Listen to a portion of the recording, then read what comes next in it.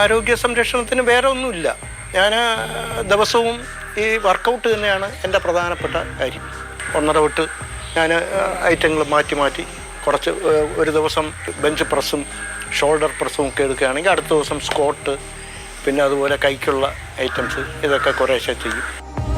Workout കഴിഞ്ഞിട്ട് പുറത്തിറങ്ങി മറ്റു പണികൾ, കൃഷിപ്പണികൾ, എൻ്റെ കുറച്ച് പച്ചക്കറിയും മറ്റ് വിളകളുമൊക്കെ ഉണ്ട്. അതിനുവേണ്ടിയുള്ള പണികൾ ഞാൻ രാവിലെ 9 മണി വരെ അത് ചെയ്യും.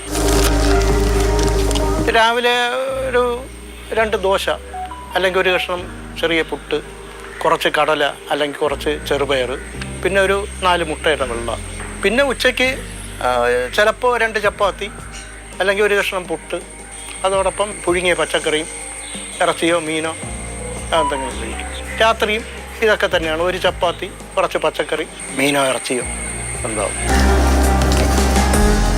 1982 ആദ്യമായിട്ട് ഡൽഹിയിൽ ഏഷ്യാഡ് നടക്കുമ്പോൾ, അപ്പോൾ അന്ന് ഞാനാണ് തിരുവനന്തപുരം ജില്ലയെ പ്രതിനിധീകരിച്ചുകൊണ്ട് ഡൽഹിയിൽ പോയ സൈക്കിൾ. 27 ദിവസം സൈക്കിൾ ഓട്ടി ഡൽഹിയിലെത്തി. ഇപ്പോഴും സൈക്കിൾ ഞാൻ സൂക്ഷിക്കാറുണ്ട്. എൻ്റെ ചെറിയ ചെറിയ യാത്രകൾക്ക്, ഒരുപാട് ദൂര യാത്രകൾക്കല്ല, ചെറിയ യാത്രകൾക്കെല്ലാം സൈക്കിൾ ഞാൻ ഉപയോഗിക്കുന്നത്.